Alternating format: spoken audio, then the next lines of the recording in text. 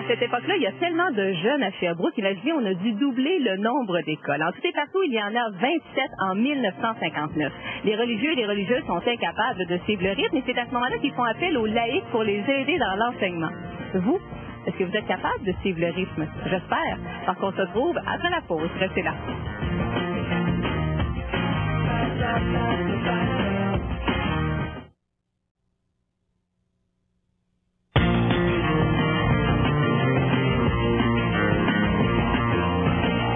Aujourd'hui, on découvre ensemble la 5e murale réalisée par le groupe Mûrir au centre-ville de Sherbrooke. Elle est située sur la rue Alexandre. Elle s'appelle Les Belles Années.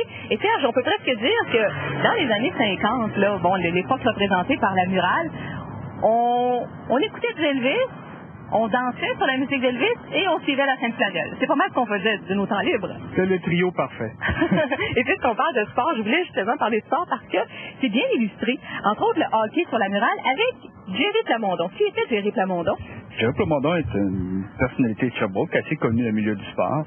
Il est venu au monde dans le quartier, si je me m'abuse, sur la rue Saint-Louis comme tel, et il demeure toujours ici, comme tel, à Sherbrooke, sur la rue Montréal. Et il a fait partie du hockey, comme depuis déjà plusieurs années à cette époque-là. Et c'est dans les années 50 quelques où il a été joué avec les Canadiens de Montréal en remplaçant Toe Blake pour gagner la Coupe Stanley avec Maurice Richard.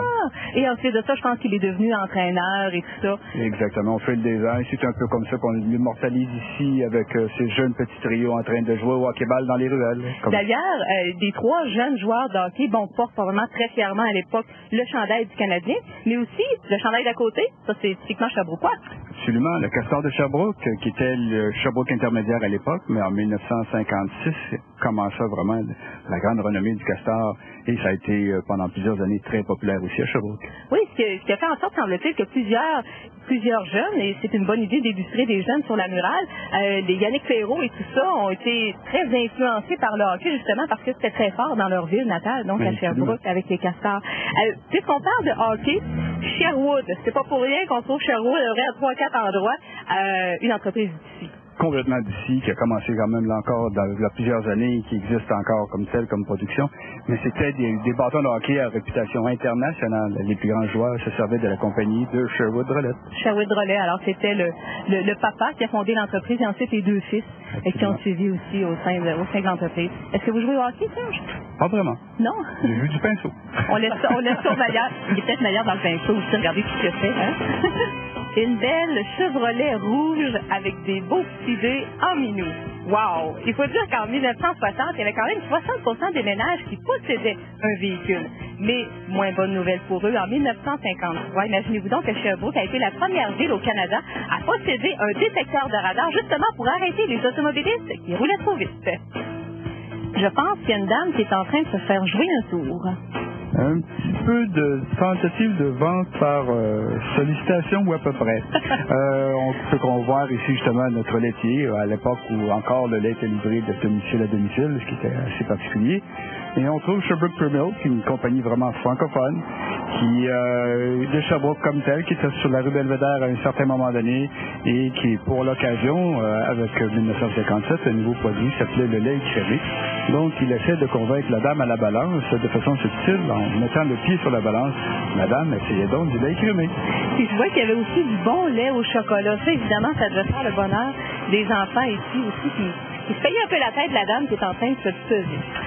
Ici, on voit que c'est vraiment l'époque, l'époque Localvis, là, hein? Exactement. On se coiffe à la John Travolta, actuellement. Ah, la John Travolta, exactement. Et là, on s'en vient, Serge, vers une autre entreprise qui a été fondée dans ces années-là, dans les années 50, et qui était tout près d'ici.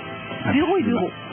Une grande famille, des gens qui ont été encore là, dans le quartier comme tel, dans les débuts sur la rue Alexandre, de façon officielle. Et à cette époque-là, quelque chose de complètement nouveau. Habituellement, à l'époque, les gens achetaient des meubles, surtout par catalogue. Donc, eux, M. Bureau et Bureau, à l'époque, ils ont décidé de faire une salle de montre et de commencer l'exposition des meubles en place. Donc, les gens pouvaient choisir et voir le meuble avant de choisir, actuellement, avant de l'acheter. Et maintenant, ils se retrouvent encore, une compagnie existante, sur la rue Gaulle. Devant la murale, le Progrès de l'Est, je vous ai demandé quelle était la population de Sherbrooke en 1898. La réponse était 10 000. Maintenant, quelle était la population de Sherbrooke en 1950?